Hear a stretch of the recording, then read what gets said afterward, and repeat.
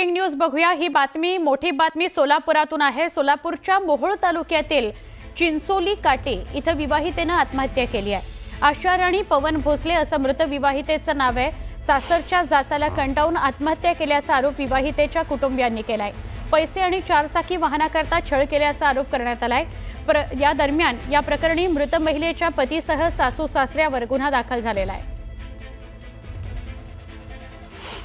मुलीला फाशी घेतली। त्या मुलीचं बाळ आहे 3 वर्षाचं, मुलगी आहे ती, आणि पोटामध्ये 3 महिन्याचं बाळ आहे। त्याचं सुद्धा मॅडमनी इथल्या सगळं ते रिपोर्ट वगैरे घेतलेले आहेत की अशी घटना घडलेली आहे साहेब। हा जर केवळ झालेला हा अन्याय आहे आणि या लोकांनी ही क्रूर हत्या केलेली आहे। ही फाशी नाही किंवा आत्महत्या नाही, ही केवळ ही केलेली हत्या आहे। त्याच्या आम्हाला न्याय मिळावा, दाद मिळावा एवढीच आम्ही सगळ्या मीडियाच्या वतीनं सगळ्यांना विनंती करतो।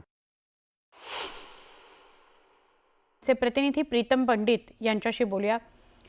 प्रीतम, अजून आपण वैष्णवी हगवणे आत्महत्या प्रकरणासंदर्भात बोलतोय आणि त्याच्याविषयीच्या रोज सगळ्या घडामोडी घेतोय, त्याचा पाठपुरावा करतोय। त्यात ही दुसरी चिंचोली काठीतली घटना समोर आली आहे, काय सांगाल?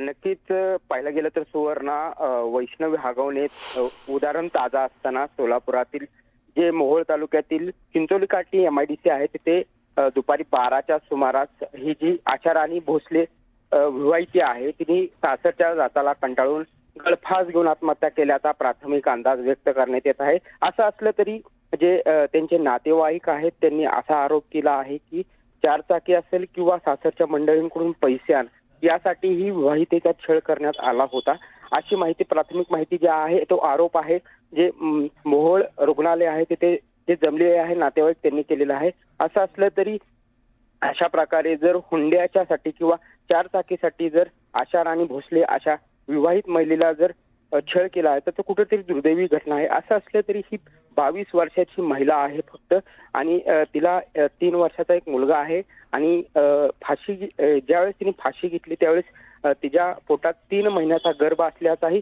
पोलिसांच्या आपल्या डॉक्टरांच्या अहवालात समोर आलेला आहे। अशा दुर्दैवी घटना असले तरी मोहोळ पोलिसांनी याबाबतीत आता कडक कारवाई केलेली आहे। पती असेल, आई असेल, सासू सासरे असतील यांच्या विरोधात आता गुन्हा दाखल करण्यात आलेला आहे। मात्र आता नातेवाईक मात्र आक्रमक झालेले आहेत की जो गुन्हा आहे तो गंभीर स्वरूपाचा नोंद करावी आणि तत्काळ अटक करावी, अशी मागणी सध्या नातेवाईकांकडून होताना दिसत आहे। नक्की प्रीतम, धन्यवाद माहिती दिल्याबद्दल।